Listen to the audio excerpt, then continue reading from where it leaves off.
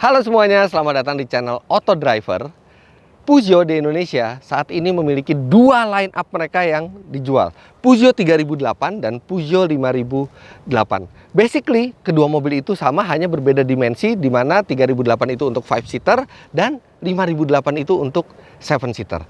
Dan di 2020, mereka membuat kejutan. Sama-sama tetap menjual 3008 dan 5008, tapi dengan trim baru yaitu Allure Plus. Kalau sebelumnya dari 2017-2018 itu GT Line yang top speknya, sekarang ini yang Allure Plus yang satu tingkat di bawahnya. Tapi tunggu dulu, walaupun satu tingkat di bawahnya, ternyata secara fitur tidak bisa dibilang kalah. Bahkan dia ada beberapa fitur yang tidak dimiliki oleh GT Line. Serta yang paling istimewa adalah harganya. Karena baik 3008 dan 5008 Allure Plus itu sekarang harganya terpangkas di kisaran 100 juta rupiah dibandingkan sebelumnya, membuat mobil ini value for money-nya lebih bagus lagi. Sekarang kita lihat apa saja perubahannya dan bagaimana rasanya. Karena kami sudah pernah membuat video tes lengkap tentang Peugeot 3008, tapi 5008 belum. Jadi sekalian kita lihat 5008 Allure Plus ini apa saja yang berubah dan bagaimana rasanya jika dibandingkan dengan 3008.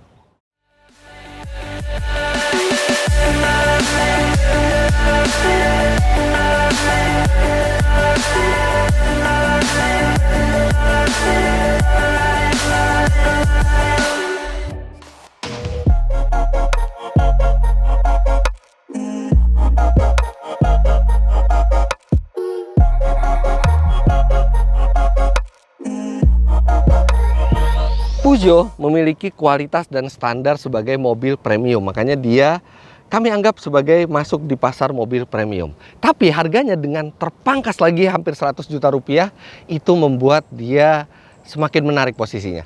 5008 GT Line yang sebelum ini, itu harganya di kisaran 820 juta rupiah. Sekarang 5008 Allure Plus, itu harganya 720 juta rupiah.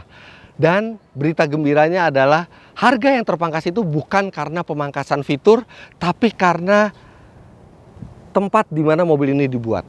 Sebelumnya 5008 GT Line itu dibuat di Prancis, sehingga satu shippingnya mahal ke sini, kemudian terkena pajak CBU yang mahal. Sedangkan 5008 Allure Plus dan 3008 Allure Plus yang sekarang harganya di 640 jutaan rupiah itu diproduksi di Malaysia, dan Malaysia adalah Asia Tenggara, sehingga kita memiliki perjanjian di antara negara Asia Tenggara, pajaknya jauh lebih rendah dibandingkan ketika mobil ini CBU di Prancis. Dan tenang saja, karena pabrik Peugeot di Malaysia itu standarnya sama persis dengan yang ada di Prancis, sehingga secara kualitas tidak akan ada perbedaan antara mobil ini dengan yang dibuat di Prancis, tapi harganya jauh lebih rendah. Eksterior bisa dibilang hampir tidak ada bedanya dengan yang GT Line. Depannya ini tetap keren, khas Peugeot dengan lampu yang full LED, baik fog lamp maupun lampu.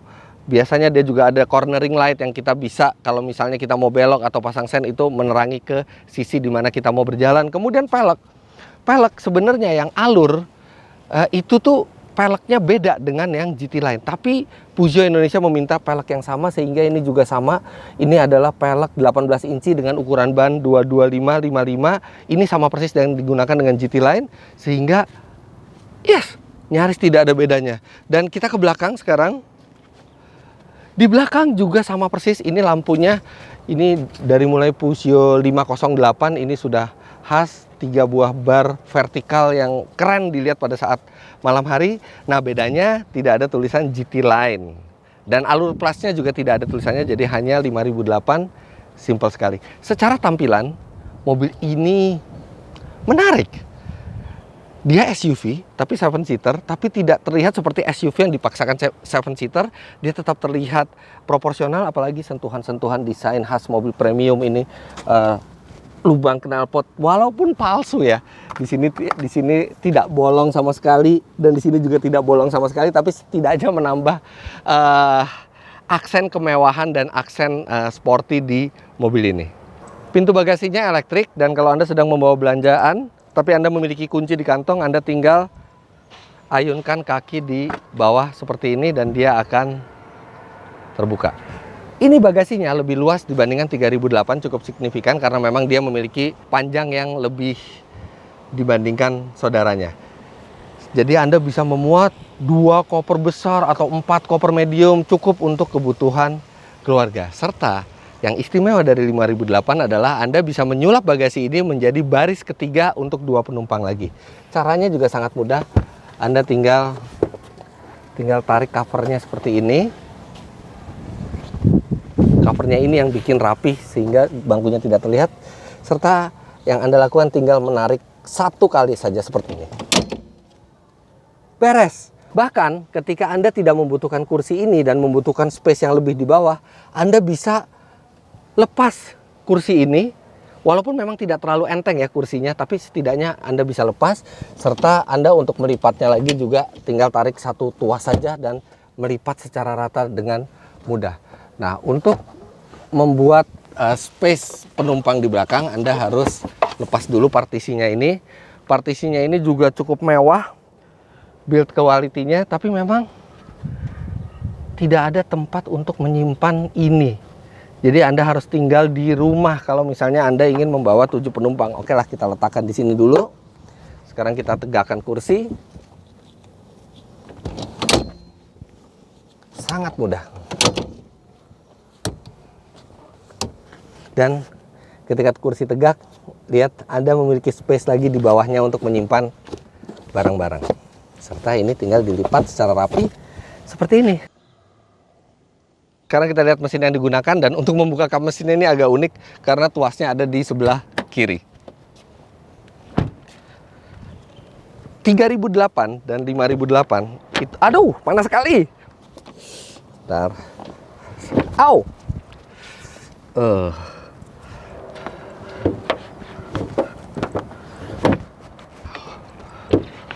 Au. Ini di mana? Ini benar-benar bisa jadi hal yang menyulitkan pada saat kita mau membuka mesinnya dengan cuaca panas seperti ini. Ini benar-benar panasnya luar biasa dan saya tidak bisa menemukan. Ini di mana? Udah gitu dia tidak ada pegas. Ini agak disayangkan. Tapi oke. Susah sekali membuka kap mesinnya pada saat panas. Kalau dia ada pegas saja mungkin dia akan lebih proper rasanya. Anyway, mesin yang digunakan ini sama seperti sebelumnya, 1600 cc, 4 silinder dengan turbo yang menghasilkan 165 HP dengan torsi 242 Nm, dan tenaga serta torsi tersebut disalurkan ke 2 roda depan melalui transmisi otomatis 6 speed. Dan untuk mesin sebenarnya tidak banyak yang tahu bahwa baik 3008 atau 5008 ini mesinnya sama basisnya dengan yang digunakan oleh Mini Cooper generasi sebelum ini, ketika mesinnya masih 1600 turbo. Jadi mesin ini cukup irit mestinya, kemudian reliable. Ini peredamnya lumayanlah membantu untuk kita menutup kap mesin di saat panas seperti ini. Peredamnya juga tebal sekali. Tebal. Mesinnya tidak terlalu rapi, tapi minimal masih ada cover sedikit. Ada tulisnya THP di sini, saya juga nggak tahu singkatannya apa. Tapi yang jelas mesin ini cukup bertenaga untuk menghela SUV 7-seater ini. Sekarang kita lihat perubahan yang ada di bagian dalam.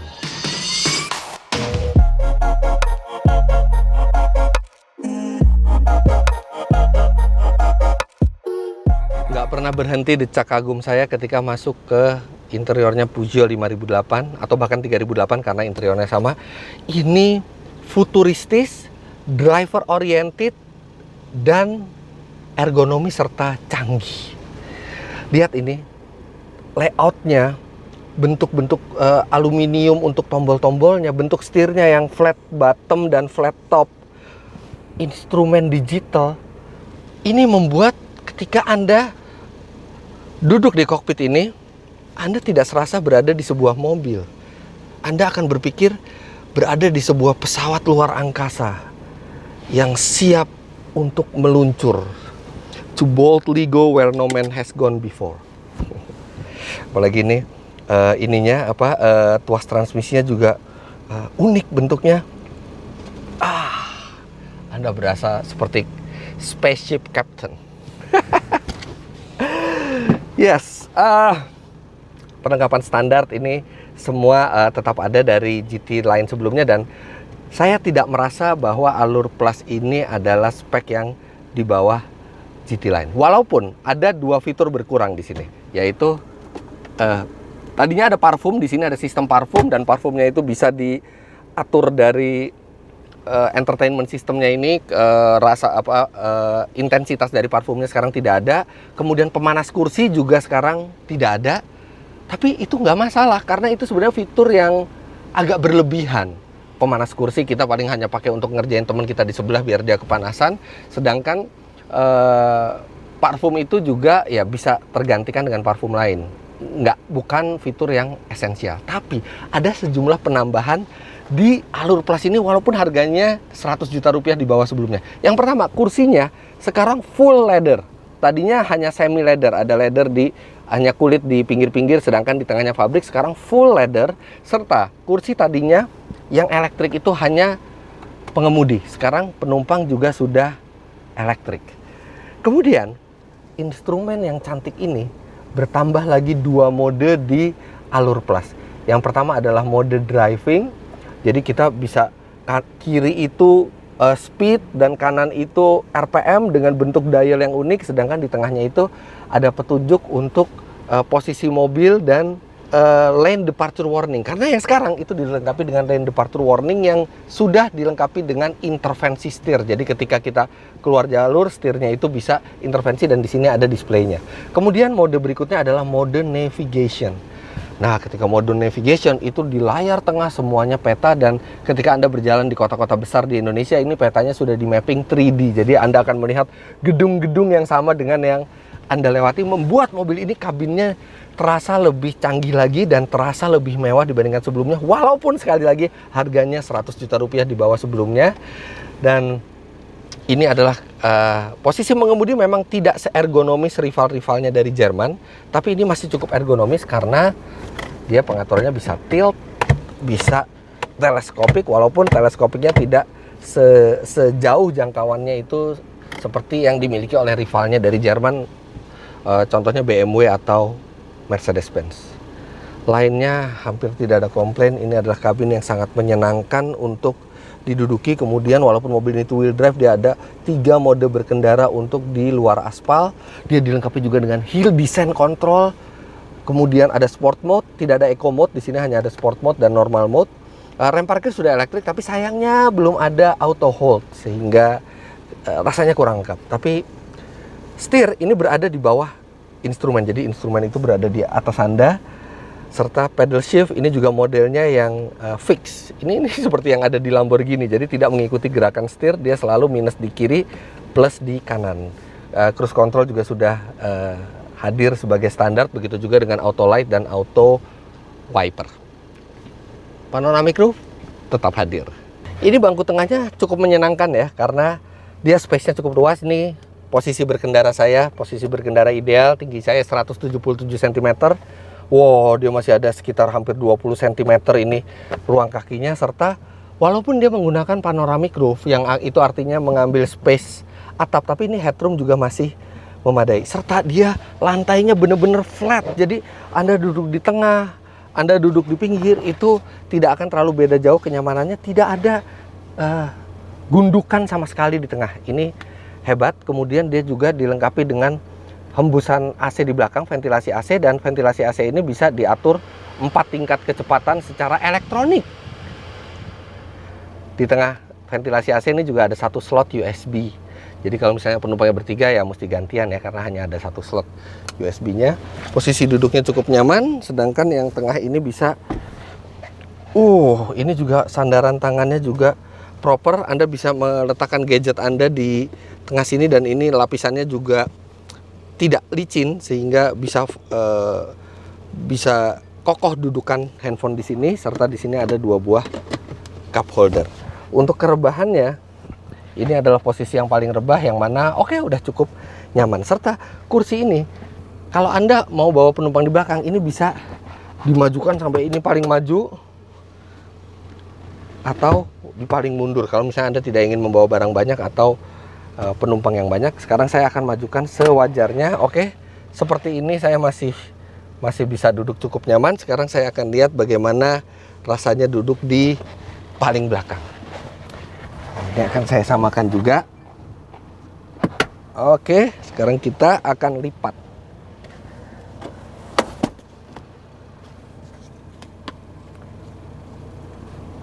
Nah, memang dia tidak bisa dilipat ke depan, sehingga masuknya jujur aja memang sedikit merepotkan kalau buat orang dewasa ya.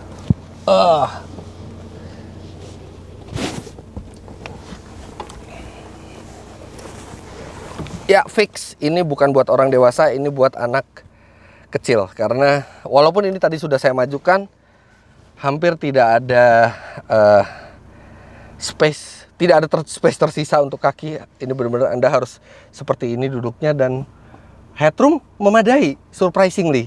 Serta headrestnya juga memadai untuk dewasa.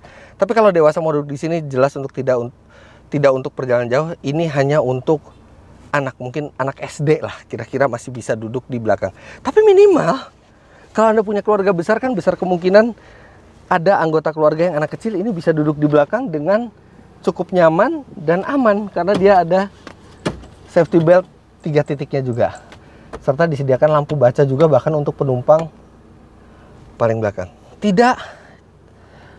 Bukan tempat yang ideal untuk dewasa apalagi perjalanan jauh, tapi setidaknya Anda memiliki fleksibilitas dan anak kecil bisa duduk di belakang secara nyaman dan aman.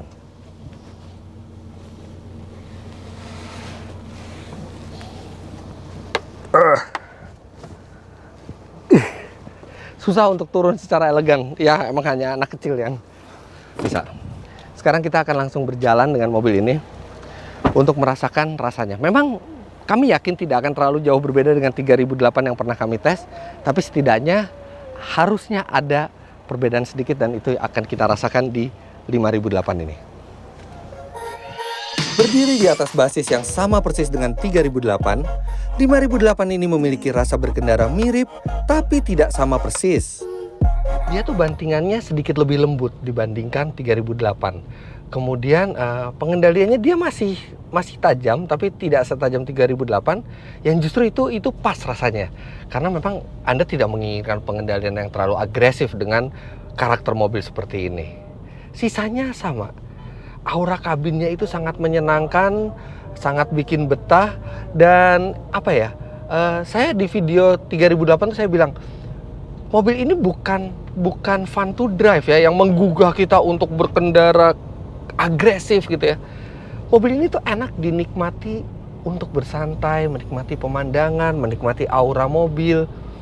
Jadi saya sebutannya untuk mobil ini nice to drive. Dan 5008 ini sama nice to drive-nya dengan 3008. Betah sekali berada di dalam mobil ini.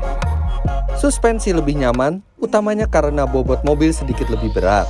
Tapi itu juga berpengaruh pada performa dan kehematan BBM. Ya, ada pengaruh tapi sedikit pengaruhnya. Kalau di 3008 itu 0 sampai 100 km per jam tuntas dalam 10,4 detik, mobil ini 10,6 detik. Bukan angka yang impresif, tapi tenaganya itu ada terus sehingga untuk sampai ke kecepatan tinggi juga tidak terlalu berat untuk mobil ini. Tapi memang bukan tenaga yang meledak. Langsung ledakan tenaga itu hadir, tidak. Dia lebih dewasa karakter penyaluran tenaganya. Kemudian untuk konsumsi BBM, dia di dalam kota itu mencatat 10,0 km per liter, artinya 0,2 km per liter lebih boros dari 3008, yang mana itu juga masih angka yang impresif karena ini mobil SUV besar, mesinnya 1600 turbo, sedangkan di luar kota di rute tol dengan kecepatan rata-rata 90 km per jam, dia malah sama persis dengan 3008, yaitu 17,5 km per liter. Tidak berbeda konsumsi bahan bakarnya di jalan tol, hanya di stop and go yang dia sedikit lebih memakan bensin dibandingkan 3008, walaupun angkanya juga masih sangat masuk akal. Fitur baru dari 5008 Allure Plus juga menyenangkan untuk digunakan. Yang jelas sekarang kursi kiri itu sudah elektrik sehingga terasa lebih mewah, terasa lebih proper, terasa seperti mobil yang tidak disunat fiturnya. Kemudian instrumen, saya suka sekali menggunakan mode yang navigation, itu benar-benar seperti instrumen pesawat ya, yang di kiri itu speed, yang di kanan tuh kalau di pesawat tuh mestinya altitude, tapi ini jadi RPM mesin, sedangkan yang di tengah itu benar-benar navigasi. Ya, itu mode baru yang sebelumnya tidak ada. Kemudian ada lane departure warning, yang dia bukan hanya memberi peringatan kalau kita keluar jalur secara tidak sengaja, tapi juga dia memberi intervensi ke setir.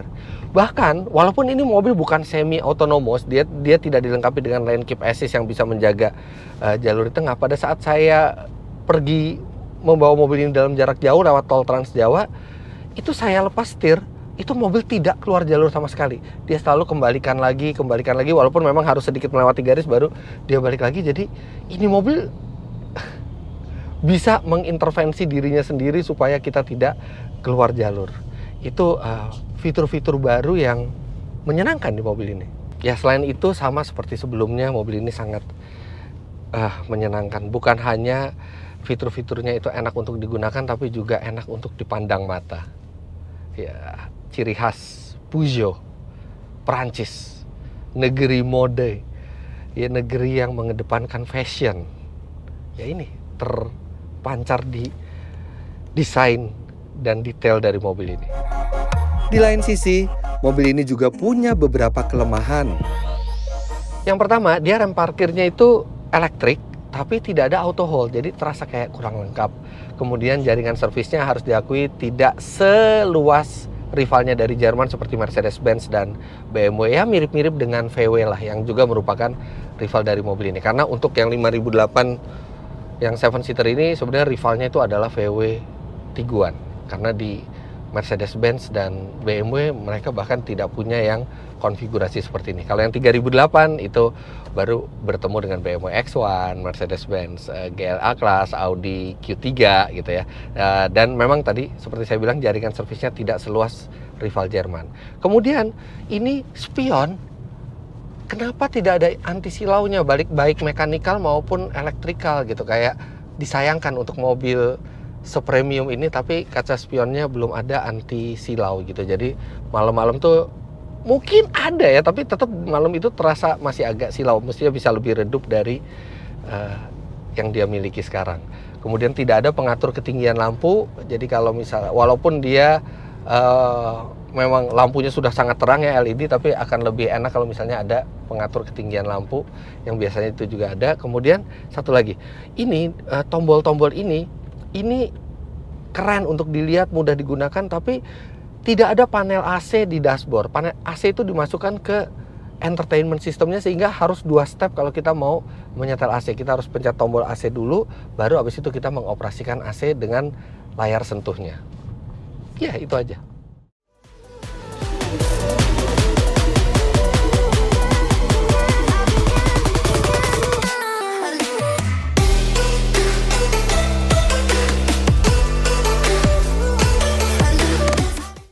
Tapi dengan harga sekitar 100 juta rupiah di bawah sebelumnya, Peugeot 5008 Allure Plus ini memberi value for money sangat baik.